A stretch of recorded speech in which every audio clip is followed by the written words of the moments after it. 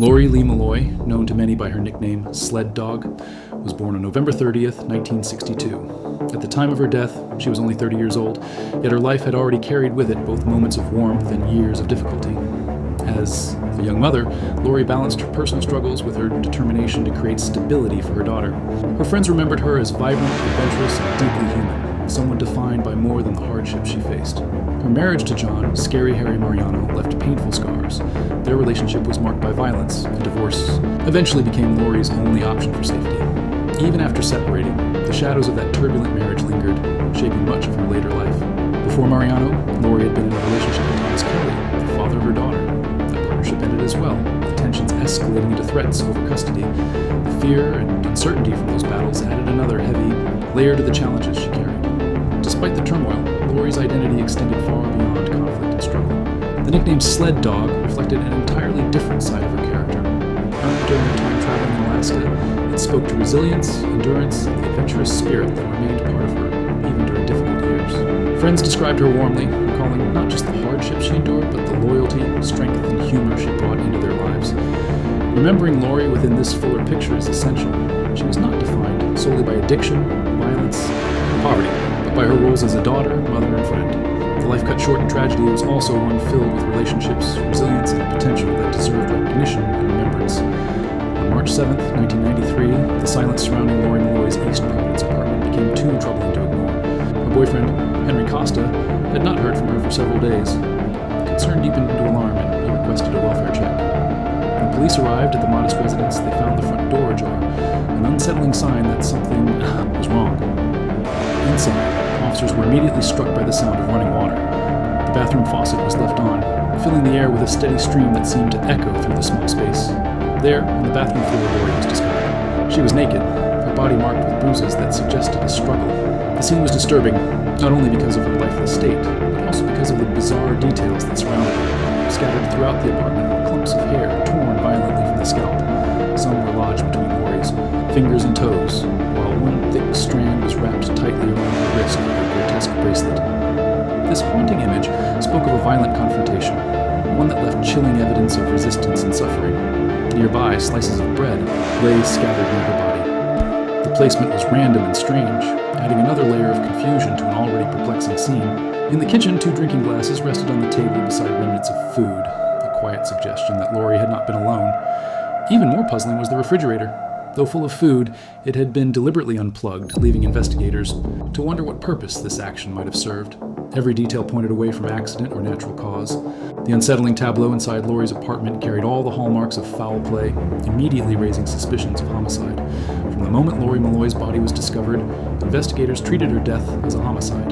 The condition of the apartment and the disturbing details surrounding her body left little doubt that foul play had occurred. Police began their work by securing the scene and carefully documenting the evidence. In total, 14 separate items were collected, each tagged in the hope that it might reveal a crucial clue. Among these were strands of hair, infant clothing, a towel containing mucus, and the bed sheets from Lori's bedroom. Each object was preserved as investigators searched for a pattern that could explain the chaotic tableau, a sexual assault. A kit was completed, underscoring the suspicion that Lori's death may have involved elements of physical and sexual violence.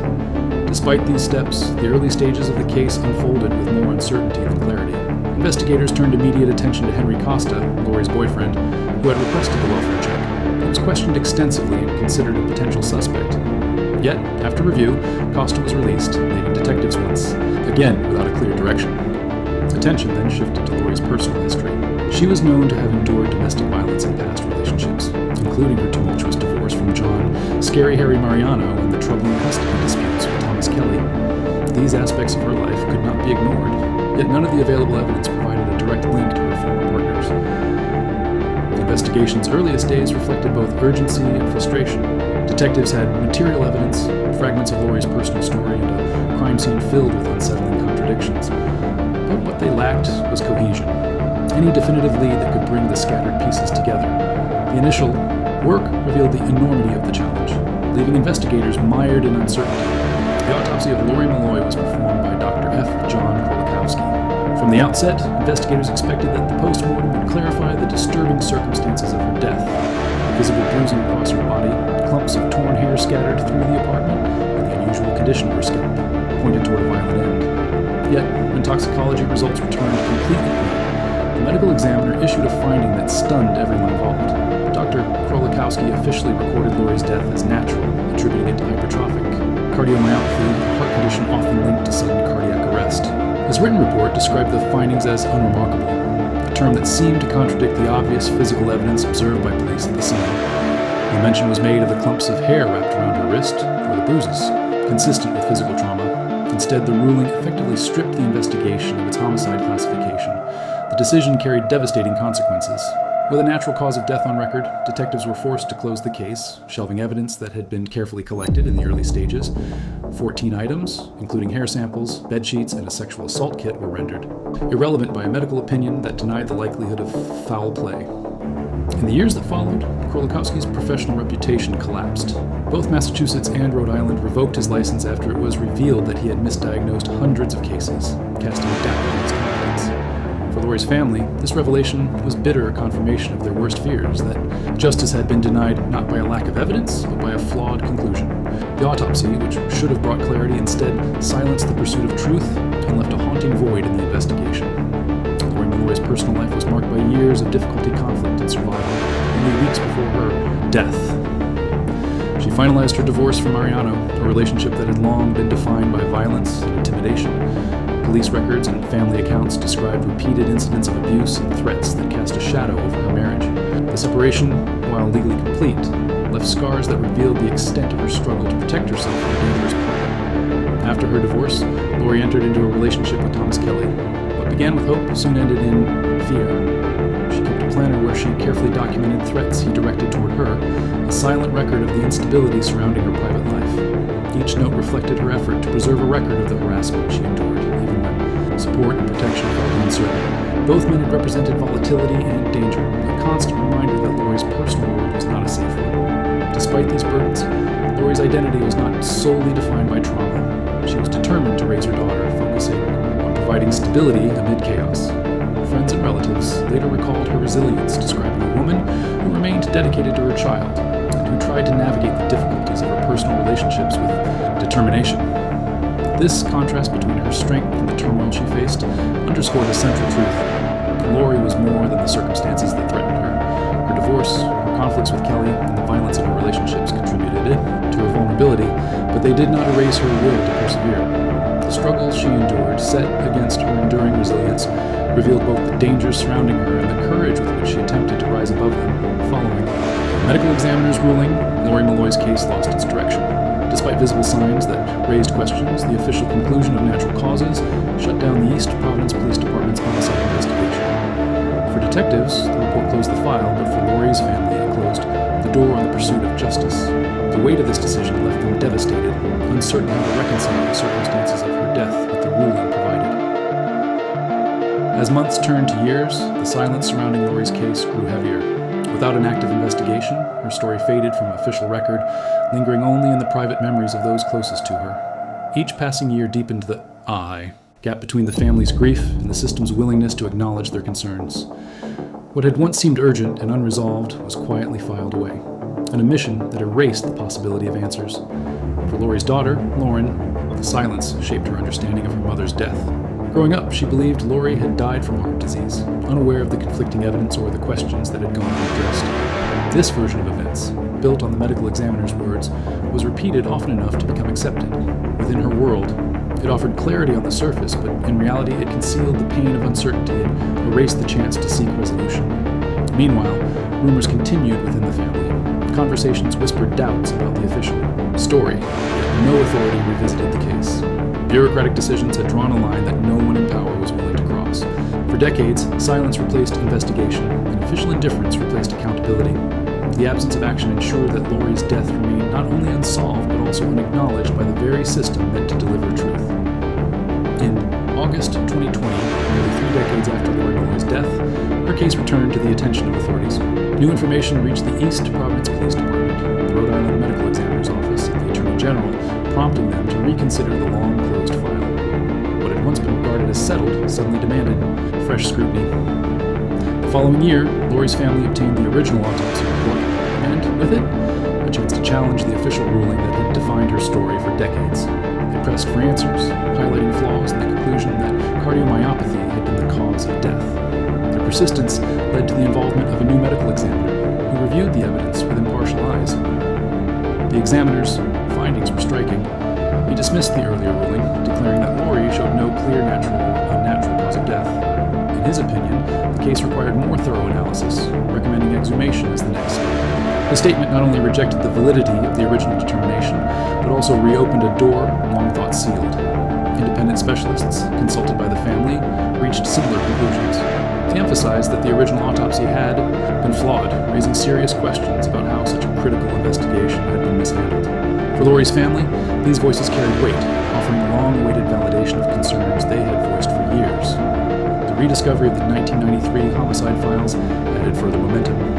Investigators confirmed that original tissue specimens preserved from the time of Lori's death remained available for testing.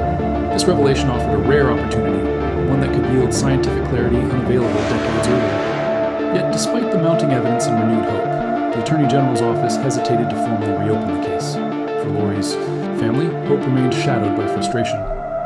In 2021, journalist Jacqueline Turner brought Lori Malloy's case back into the public eye. Her reporting shed light on a story that had remained in the shadows for decades, giving voice to questions that the official record had left unresolved. By publishing detailed accounts of the investigation and its inconsistencies, Turner ensured that the silence surrounding Lori's death was broken. Soon after, Lori's daughter Lauren stepped into the public arena, determined to carry her mother's story forward. She became the leading advocate for justice, founding the group Unsolved, RI as a platform for awareness. Through this effort, Lauren connected with community members, activists, and families of other victims, turning personal grief into collective strength. Unsolved RI quickly became a vehicle for both remembrance and action, rallying support for reopening the case. A Change.org petition further expanded the movement. The petition directly targeted the Rhode Island Attorney General's office, urging officials to revisit the investigation and commit resources to pursuing the truth. Thousands of signatures represented not only sympathy but also pressure, signaling that the community was invested in Lori's case. Each signature amplified the call for accountability, underscoring that this was no longer a private matter. It was a public demand for justice. Media attention and grassroots advocacy gave the case renewed momentum. News coverage, social media, campaigns, community events kept Lori's name alive, creating a narrative that institutions could not easily ignore. Yet despite this visibility, official progress remained slow. The Attorney General's office hesitated to act decisively, leaving the family caught between hope and disappointment. For Lauren, the struggle was more than procedural. It was a demonstration of determination, resilience, and refusal to let silence prevail. Advocacy became the driving force that kept Lori's case from fading once again. In 2022, Lori Malloy's case underwent a significant re-examination when an independent forensic pathologist was brought in to review the evidence. His analysis challenged the foundation of the original autopsy, which had attributed her death to cardiomyopathy. After carefully reviewing the records, he concluded that the diagnosis was unsupported by the available findings. Central to his evaluation were physical details that raised immediate concerns. He highlighted the presence of congested lungs, an unexplained condition inconsistent with the ruling of natural heart disease. Such findings suggested that critical aspects of Lori's death had not been fully addressed or understood in 1993. Instead of a clear medical explanation, the pathologist determined that the case presented unresolved questions that warranted renewed scrutiny. The preserved specimens from the original investigation became a pivotal factor. He emphasized that these materials offered an opportunity for further testing with modern forensic techniques, something that had not been possible at the time of the first autopsy. Their availability represented both a chance to revisit the circumstances with fresh precision and a reminder of how much had been overlooked. By rejecting the cardiomyopathy conclusion, the independent review reframed the entire narrative of Lori's death. It revealed how reliance on flawed conclusions decades earlier had diverted the investigation and silenced potential leads. More importantly, the assessment underscored that the absence of a definitive natural or unnatural cause of death did not justify closing the case. The reevaluation carried broader implications. It demonstrated how advances in forensic science could reshape long-cold investigations and highlighted the urgency of applying contemporary methods to evidence preserved from the past. For Lori's family, it reinforced that justice required not only persistence, but also the willingness of authorities to confront earlier mistakes. Lori Malloy's case remains unresolved decades after her death. What endures, however, is the determination of her daughter Lauren, who has carried the weight of unanswered questions since childhood. For Lauren, the fight for justice is not only about uncovering the truth surrounding her mother's final moments, but also about restoring dignity to a life too easily reduced to an inconclusive autopsy report. Lori was more than the circumstances of her death. She was a mother whose presence shaped Lauren's earliest memories, a sister bound to family through loyalty and affection, and a friend remembered for her energy and resilience. Those closest to her recall a woman defined by spirit rather than mystery. Her legacy, though now entwined with a long pursuit of justice, remains rooted in the relationships she left behind. The decades of official silence exposed how institutional shortcomings can leave families abandoned. Lori's case exemplifies systemic failures in forensic investigation, where premature conclusions and a lack of accountability allowed critical evidence to remain unexamined. For Lauren, this reality sharpened her resolve, turning grief into advocacy and frustration into action. Her leadership in seeking answers reflects both personal devotion and a broader demand for reform. Today, Lori's story continues to resonate, not only as a family tragedy, but also as a reminder of how persistence can challenge neglect. The advocacy efforts surrounding her case underscore the importance of community support in confronting institutional reluctance. Despite years of delay, the call for truth has not faded. Unsolved RI, founded in part through Lauren's determination, has offered a $1,000 reward for information leading to progress in the case. That reward remains open, a public invitation for anyone with